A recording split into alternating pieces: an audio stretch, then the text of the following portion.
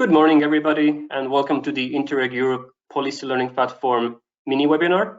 So today we are tackling the topic of what is workplace training and why it is relevant for regions. And it's part one of a three episodes. And my name is Mart Veliste, and I'm one of the thematic experts of SME competitiveness on the policy learning platform. And together with me is also Luke Schmerber. So Luke, you can also maybe turn on your camera for a second to show that you're here with us. So we will be the two main moderators of today's event. And today's agenda, we have a 30-minute session, so it's a quick virtual event. And I will do a brief introduction to why we are talking about this topic and what will you learn. And of course, the main star of today's session is our keynote speaker, Mr. Norbert Schöbel from the European Commission, DG Employment, Social Affairs and Inclusion. And we will have a presentation from him and then have a discussion afterwards as well. And all of you are very welcome to post your questions to the question tabs. We will use these in the discussion, so don't hesitate to ask anything. The event is also being recorded, so you are welcome to share it afterwards with your colleagues. And we have a quite nice turnout today. So we have around 60 participants and around 100 were registered. So we can really see it's a relevant topic for many of you. So why are we talking about this topic? Why are we tackling it? So we think it's relevant to our community and policymakers in general. When we looked at our projects in Interreg Europe and the good practices that have been shared with us, we really see there's quite a selection of different nice policy examples related to either providing skills to young people, to these workplace initiatives, to youth entrepreneurship. And we've also seen it in past surveys that there's an interest in the community for this. And why we really think it's relevant is because it relates to some of these keywords that many of our projects are tackling. So when we talk about workplace initiatives, they have elements related to talent retention, to SME support, to upskilling, and regional resilience and growth. And this is because young workers, they bring the knowledge and skills needed to innovate, digitalize, and internationalize SMEs. The challenge often is how to get these young people to the SMEs, so that, especially in smaller regions, that they wouldn't go to the capitals or abroad. Then really we have some of these good examples of how on a local level you can have very effective policies in place to bring together young talents and SMEs. And this is increasingly important in light of COVID-19 because SMEs require support mechanisms at these times. And also young people need extra push to be able to start their careers. So what will you learn in our mini-series? First, today, you will learn about the EU level policy context. Our keynote speaker will highlight important developments and these policy frameworks for us. So we start from the EU level. And in the next 2 weeks, we will be tackling more regional level elements. And we have great examples of effective programs where young people are placed directly into companies to solve their challenges. And altogether, we seek to inspire other regions and policymakers to set up similar public-private or triple helix collaboration schemes because there are some clear benefits to this.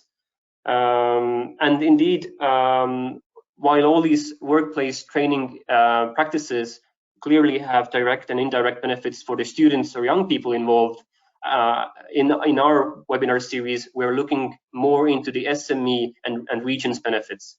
So why it's really worthwhile for regions to be involved and SMEs to be involved in such practices.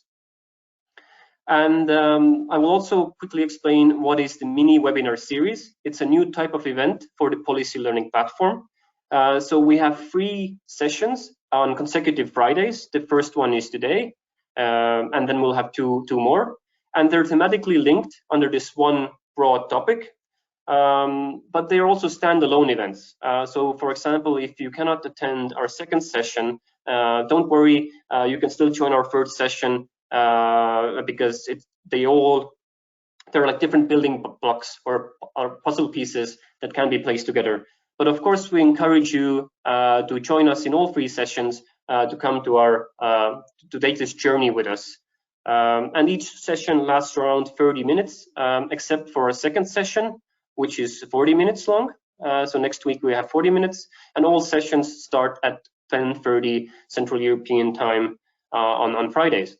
And really briefly, so I already told you what you'll be learning about today, but next week we'll be highlighting 2 good practices from the Interreg Europe community, one from Norway and one from Ireland. And these are really impressive practices that have been ongoing for over 10 years, where students are in companies for 12 to 18 months. And in both cases, we have really impressive success indicators in terms of the benefits to companies and also talent retention in the region and the companies. So we really look forward to highlighting these next week. And in the third session, from 2 weeks from now, we will have a panel discussion where we look into a good practice from the Netherlands and also from Hungary. And we'll have more of a discussion on how these practices can be implemented in other regions and what are the benefits and challenges. So really, you're encouraged to join us in this journey. And as a last remark, the organizer of this event today is the Policy Learning Platform related to the Interreg Europe. And so I encourage you to visit our website afterwards and see what other services we provide. Me and my colleague Luke and our other colleagues are here to provide services to you, to the policymakers, either through workshops or peer reviews. We also have written reports called policy briefs. You're very welcome to check our good practice database that has over 1,000 good practices. And we have this vast community of other policymakers across Europe, currently over 16,000 members. So don't be hesitant to check out the Policy Learning Platform as well. But now let's jump into our main part of today's discussion. I would like to invite Norbert to join me on the screen and share his presentation.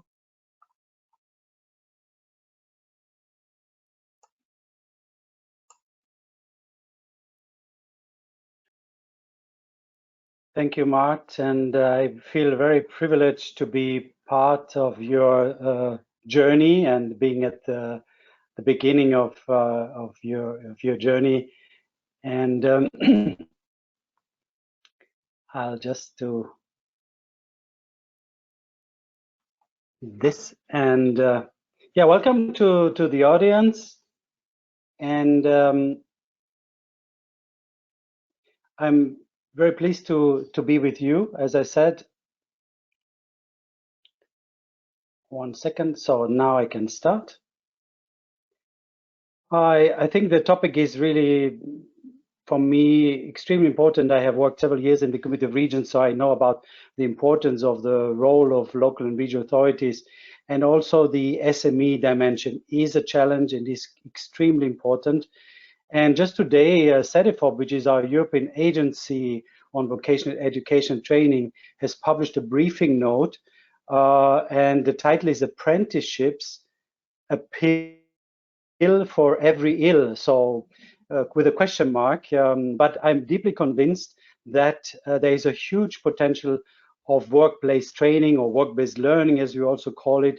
And apprenticeship is the form, the combination of school-based and work-based learning, workplace training. So I think this is something I would like to share. Now I see that I cannot go ahead with the slide. It is blocked. Yes, now it works. I will try to give you the policy framework. First of all, the biggest background document, which is, I think, important to mention, is the European Pillar of Social Rights, with the first principle on lifelong learning, which is the basis, I think, for the whole European Union.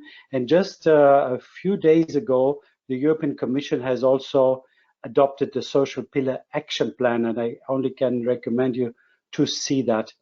As for the policy framework, last year, also because of COVID, we have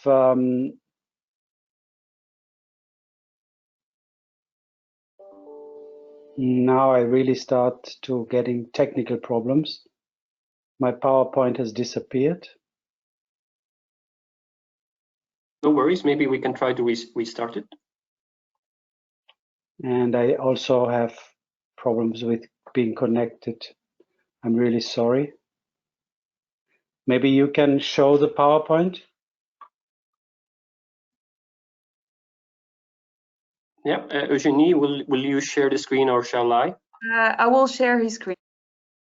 Okay, thank you. Okay, I'm sorry for that. Okay, so here's the policy framework.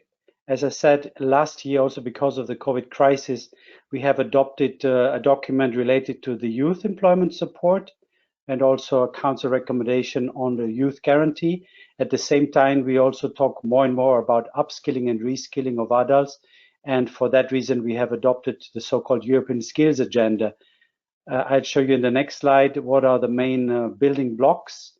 One important initiative is joining the forces, which is a pact for skills, but it's also about skilling for a job. So of course, a lot of initiatives have been launched related to different type of skills. Very important is, of course, the investment in skills and tools for lifelong learning. And this year we'll work on two proposals. One is on individual learning accounts, and one is on micro-credentials. And some of you must know or have heard about Europass, which is one of the most successful tools we have at the European Union. Now, the next slide, you can see that we always talk about the twin transitions, not only the digital transition, but also the greening. And we have many initiatives which are related to that. And we have also a digital education action plan. But also we were thinking about these ICT jumpstart trainings, short training sessions, which are really important because we lack basic skills, most of our people in the European Union. And by the way, it's not that young people automatically know more. So they also lack basic skills, and we need to improve it. The next slide, you can see that we also have a support program, which is, I think, I would say the most known program of the European Union. It's the Erasmus program.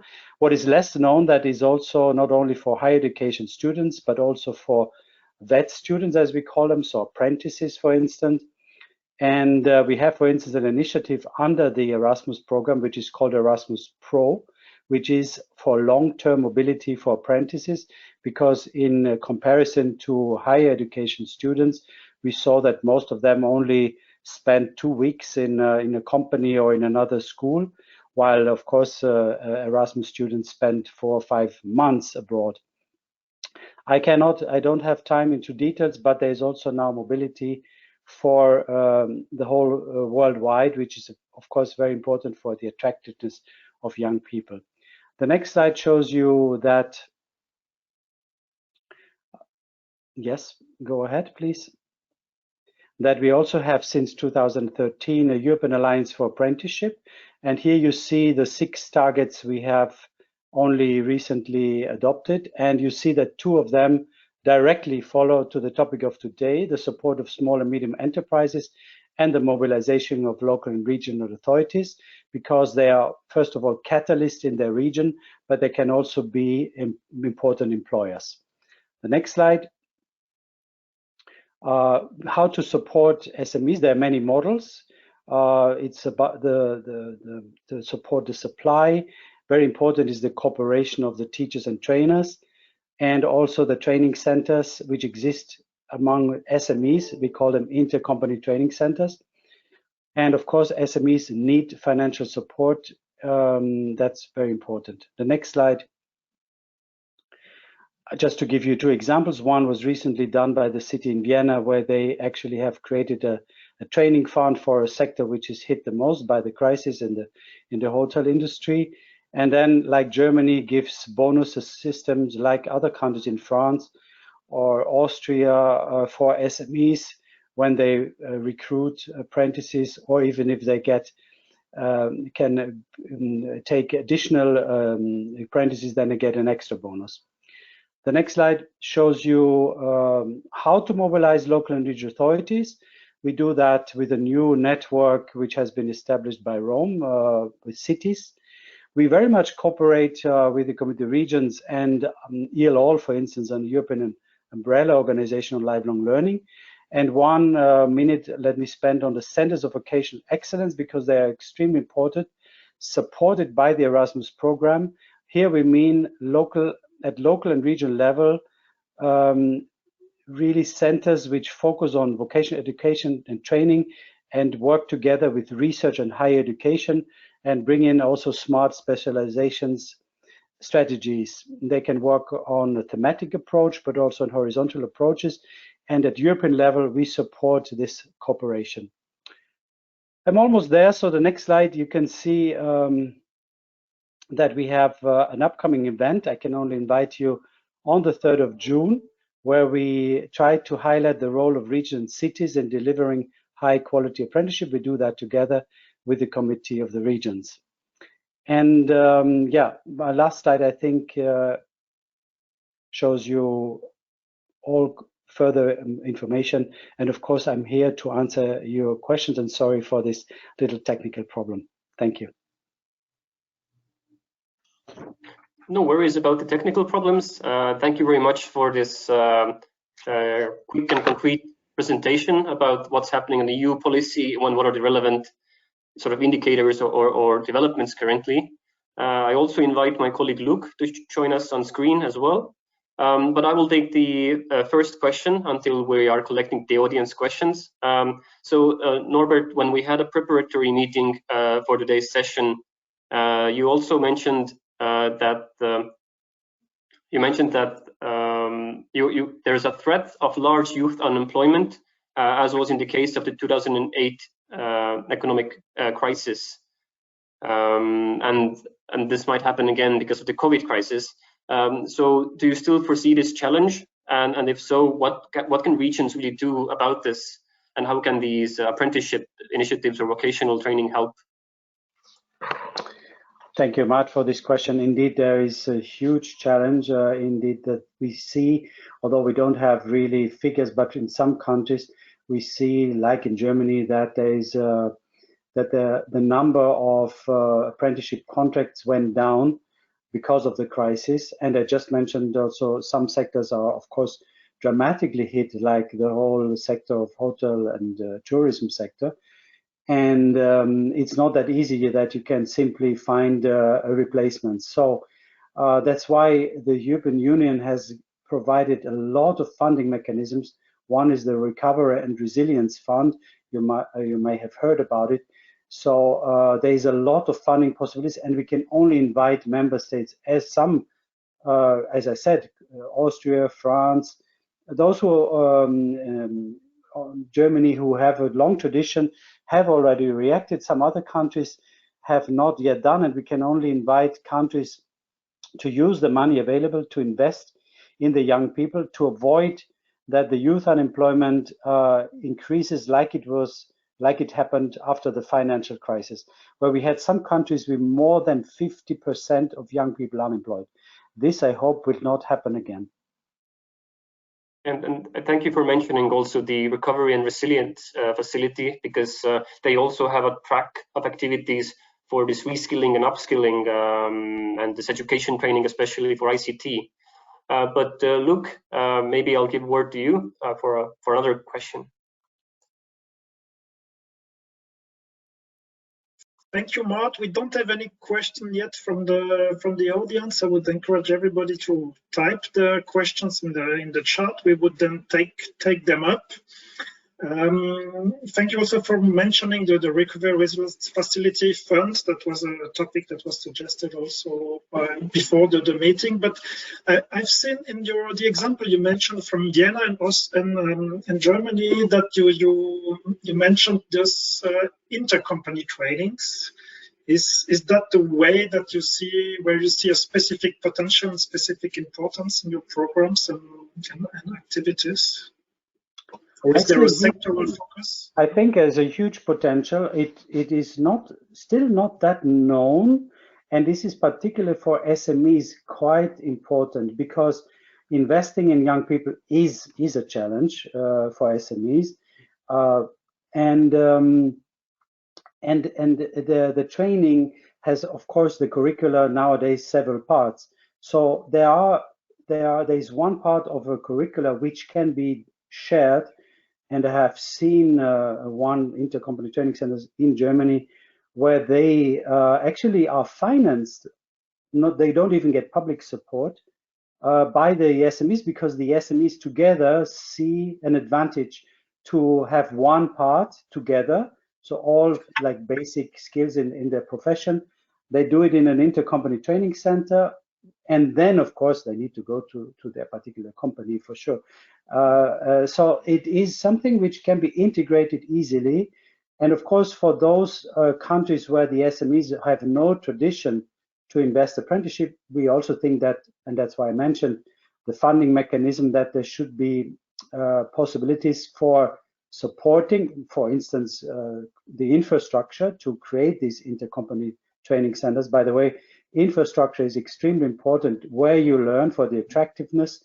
So you need really not somewhere a bad, let's say, training center somewhere in the outskirts, but really an attractive, and I've seen some of them in the Netherlands, but also in other countries where they have invested really in such training centers where you feel immediately be proud to be part of it, and that this funding can be done also through European funding mechanism in the infrastructure.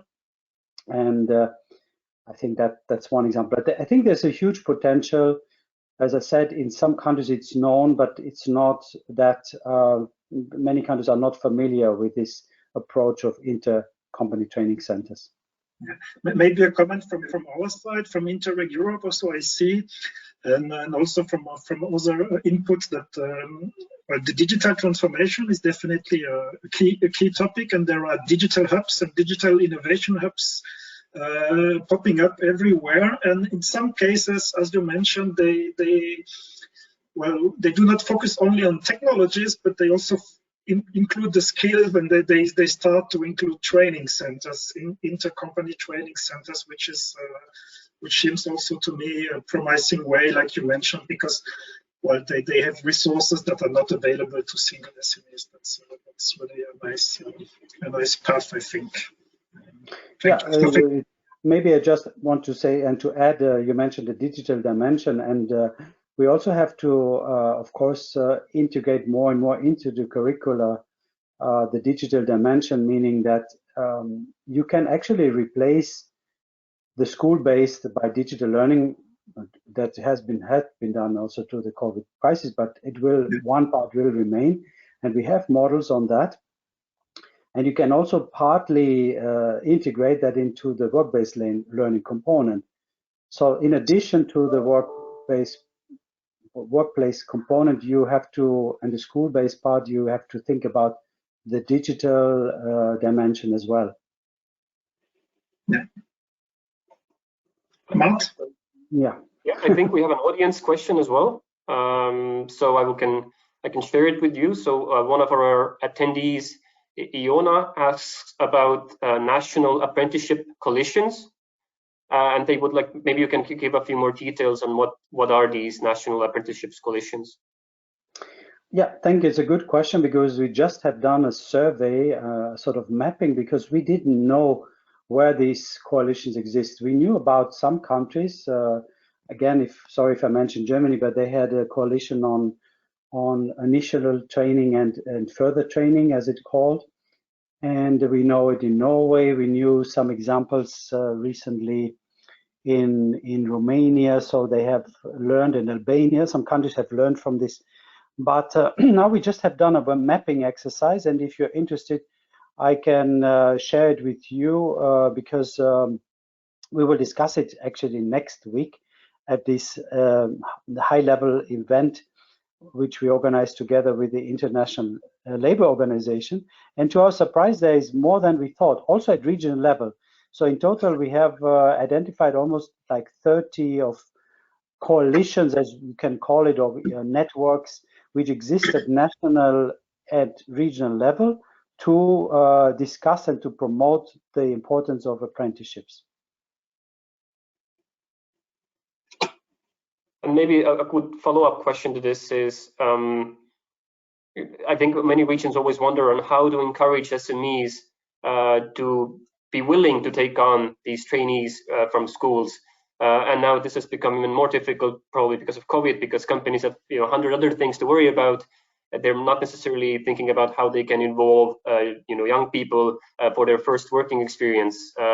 So, and you mentioned these examples from Germany and Vienna, but do you have any other sort of advice to regions? I have endless examples, but I give you one which I found very interesting at the time when we still could travel, and that was in France, in Bretagne, so in Brittany, in western part of.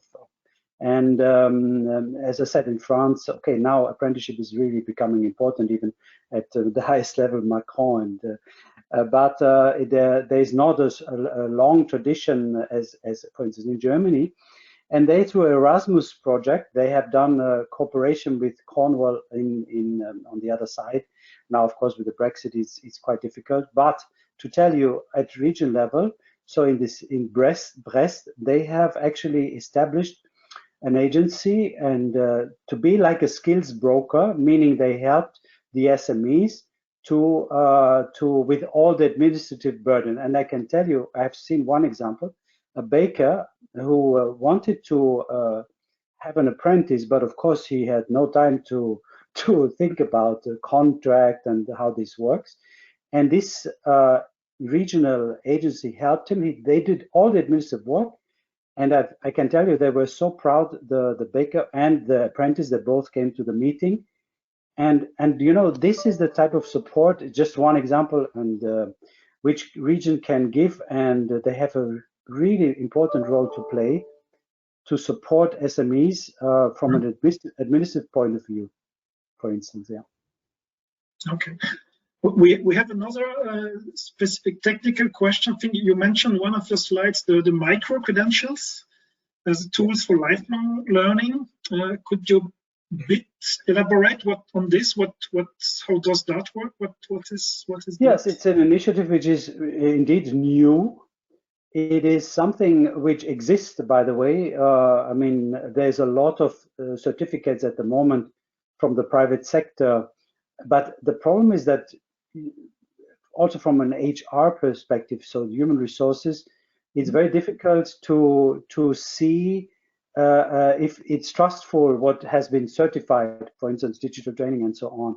So the main idea, and I cannot go into more details, is to find some let's say minimum standards for everybody, so that we know that this learning which has been certified has a certain trustful source, so that it has like basic things like what have you learned, what who has been given you the micro credential. Just one additional word: this will not, of course, be replace formal qualifications like apprenticeship. It's simply to help and find some minimum standards on micro credentials which exist and already all over the world. Does that imply certification of the training providers or something like this? Sorry, I cannot hear you. Does that imply that the training providers need some kind of accreditation or something like this also? Or? Well, this we will start only now with consultations, and in a way we have also put that in the quality framework on apprenticeship, where we said that also companies, if they train, they should be accredited. So that means that there is a sort of standard. The same, of course, if you have in-company trainers, they should have a minimum level of qualification. And at the end, yes, there need to be some standards. I don't know to what it will lead. As I said, we are at the beginning of the discussion, but that could be one element indeed. I think it's very interesting, and we can also see that, to my knowledge, in New Zealand, in Singapore, and to some extent in Hong Kong, they also have these micro-credentials frameworks.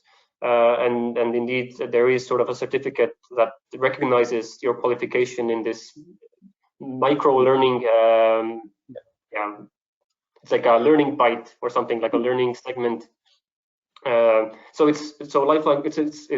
seems to be becoming a big part of lifelong learning thinking across the world. But time is not gentle to us, and it's pushing us towards the end. So I will just now wrap up. So if anybody still has any questions, you're free to write to us, and we will try to provide you this expert support and replies to your outstanding questions. Or you're also welcome to look at the recording and the slides of Norbert afterwards. You saw that on one of the slides there was an agenda of future events. So if you're interested in vocational education and training and apprenticeships, there will be other events coming along in the next months. And I once again encourage you to join us the next 2 weeks when we look at some regional practices in more detail. But otherwise, great big thanks from my side to Norbert for taking your time and sharing these interesting insights. It was a pleasure to have you with us today. Thank you. It was a pleasure for me as well. And to our participants, we will just conclude with a short video on one of our services called the peer review. So you are very welcome also to turn to us with this. If you have a regional challenge, we have tools and opportunities to provide you support in finding the best solutions to your policy challenges. But thank you all for attending today, and hopefully we will see you again next week.